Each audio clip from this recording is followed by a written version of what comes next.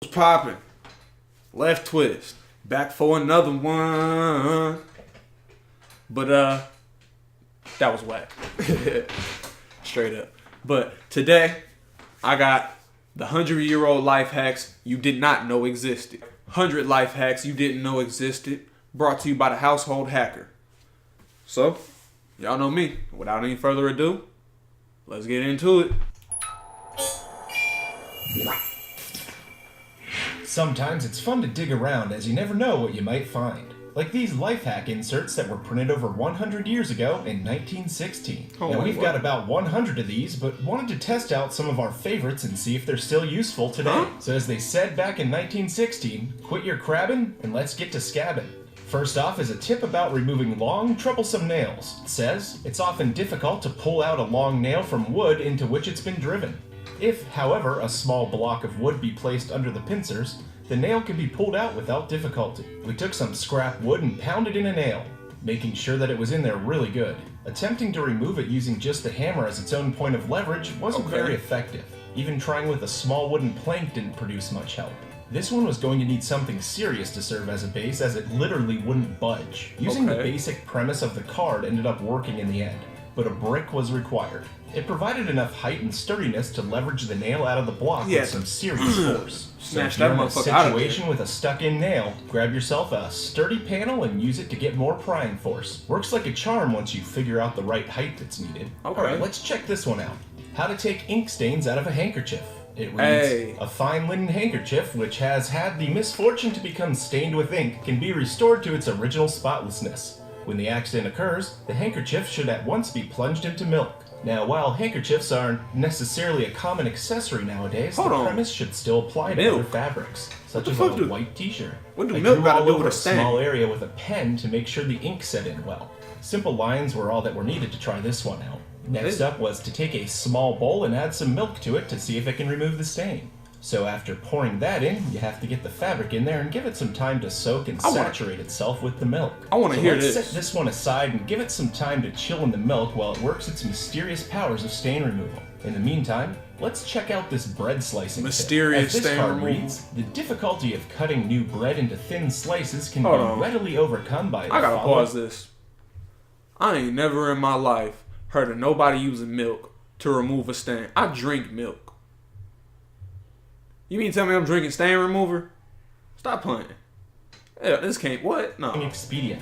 Plunge the bread knife into hot water. The heated knife will cut soft, yielding new bread into the thinnest slices. So this seems simple enough, but cutting bread isn't really that difficult to begin with, which led us to wondering if they were using a serrated blade. The answer is most likely not, as the common serrated bread cutter we know today wasn't developed until 1919 by a man named Joseph Burns. Swear it's to still God. worth trying out, though, to see if it makes things even Mr. Burns? for a glorious modern bread slicer. We got the water up to about 124 degrees Fahrenheit, or 51 degrees Celsius, and let the blade have a nice warm and relaxing soak. I hit all sides to make sure it heated over well and carefully wiped away the water with the blade pointing down before plunging it into the helpless loaf of bread. This actually made slicing much quicker, and the serrated edge was hardly needed to make a quick and easy slice or two, or six. So if you need to slice some bread and don't have a serrated blade, just heat up a regular one under the faucet and go to town, keeping the bread cleanly I'm so cut lost on that slice. one right there. Alright, back to the t-shirt that's soaking in the bowl of milk. I forgot After about about this 20 minutes or so, the shirt was removed, and Let's it was see clear that the ink was still fairly ingrained into the fabric. Let's but see you can never really get rid of a stain without a little scrubbing, so this shouldn't be any different. With a coarse sponge, I rubbed the ink stains fairly hard until the ink seemingly bulked up with the fat in the milk and started to release from the t-shirt. Oh wait, so Closely, you can see little particles rubbing out. While this didn't fully remove the ink stain, it did do a good job of getting it to a much more reasonable level than before. So that being said, if you're really in a pinch or just want to avoid harsh chemicals, try a little milk mixed with some elbow. Do you know how many shirts I could have saved? Especially back in school. What? Do y'all know how many? Do you know how many shirts I could have saved in high school? How many t-shirts, pants? Man, this is nonsense. They keeping secrets like this and not telling anybody. This is, man, let me get back. Grease and water. Now this is one of my favorites. Cleaning your boots with a lemon. The card says, new boots are sometimes very difficult to polish. A successful method is to rub the boots all over with a half lemon, after which they will easily polish. That Seems makes simple sense. enough to try, so I sliced up a lemon The and oils got in my the lemon lucky or boots something. that were last worn in the Nevada desert a couple years ago. If the lemon could cut through this, then it's surely a great alternative method to cleaning up your old leather boots. Let's see what By the lemon working got to lemon say. slice all over the boot, making sure it hit all the nooks and crannies, it became pretty clear that it was doing a good job and really working out that caked on mud and dirt. I hit both sides pretty hard, trying not to leave too many pieces of lemon on the shoe. When you're done, you just wet a cloth with water and rub away all the little seeds or strings that lemon left behind, Shiny, giving you a sparkling, fantastically clean boot that is ready to fresh, go. brand If you want new. to take it a step further, you could also add polish at this point to rejuvenate even the worst old boots. Moving on, and here comes a tip about keeping your flowers fresh longer. When sending choice flowers a long journey by post or otherwise, an excellent way to keep them from fading is to insert ends of stalks into small holes or slits cut into a raw potato. This will keep the flowers fresh for a week or more. This is pretty interesting and makes sense. The potato will essentially serve as a protective barrier for the flowers while also providing water and nourishment. While I don't recommend going out and spending a lot of money on potatoes just for this, it's great if you have some that have been laying around a while and might be past their prime. See, that's I that happen aloe to have vera a sack trick. of forgotten potatoes that gave the perfect opportunity to preserve some fresh. Y'all know me. Technical difficulties.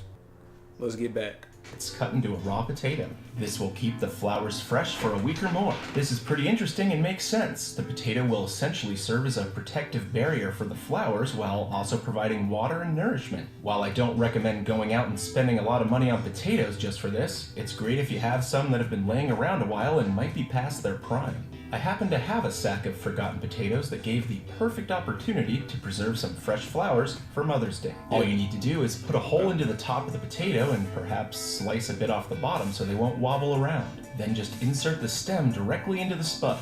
This will also serve as a makeshift flower stand of sorts. So if you had a way to cover them, it opens up many possibilities to keeping your flowers freshly on display for a much longer period of time. If you want to save space as well as taters, precious, just get a big one and punch as many holes in it as you need. This is going to serve as a home base for your potato-powered flower preserver. How lovely.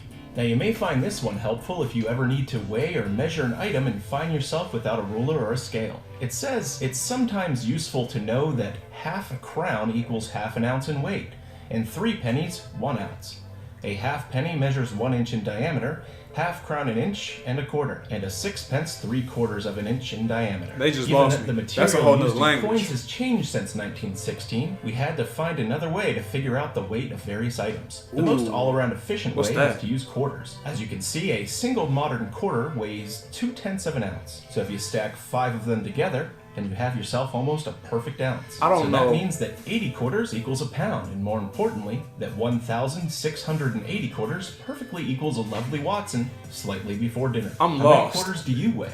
As the card also states, you can use these to measure distances. I probably weigh like The best way to 1,000 get quarters, a ballpark million idea of quarters. something's length is to use pennies, since you probably have a lot of them laying around already. Each penny measures approximately 3/4 of an inch, as you can see here. That means if we take 4 pennies and line them all up together, then we have a solid 3 inches. If you're looking to measure out a foot or 12 inches, then simply line 16 pennies up in a row, and you'll have yourself a temporary ruler. If you often find yourself having trouble getting pictures or other items level, Bro, this card shit- might help you. It says this shit is this crazy. useful instrument can be made by the exercise of a little care and accuracy in construction of a box and top of the level shown in the picture. Now, this seemed a bit overkill, so here's a similar method without all the assembly required. All you need is a mostly empty bottle that has a straight line somewhere on it. We're going to use the label itself as the straight line. That's Just smart. Get the liquid down to a point where it sits That's smart below as the shit. edge and put it on a flat surface such as the top of a picture frame or whatever you need to level. Once you have the liquid sitting flush along the edge, you are now at a perfectly level position and can rest assured knowing that your wall art is no longer crooked. Finally, how about cooling down a drink quickly without using ice? If no ice is available for cooling wine, a good method is to wrap the bottle in flannel and place it in a crock beneath the cold water tap. While there wasn't any wine available or flannel for that matter, we decided to go with a bottle of soda to cool down. To get an accurate result, some temperature readings were taken. This soda was sitting around 73 degrees. Next, just grab a kitchen towel and wrap it around the bottle as many times as possible until it's sitting snugly. This will serve as an insulator to keep the cold in. Just place the wrapped bottle into a bowl and turn on the cold water tap. Let the faucet run on low for at least a few minutes, or go with the suggested 10 as the card stated. This works surprisingly well, dropping the temperature more than 10 degrees in a relatively short period of time. Obviously, the colder your tap water is, the better. But if you're really craving a cold beverage on the quickness, then bottoms up and enjoy. Thank you so much for watching. You won't want to miss what we have coming next, so be sure to hit that subscribe button. Turn on those notifications to join our notification squad. We'll see you soon with more interesting tips, tricks, and various other entertaining tidbits to keep your brain sharp. Okay.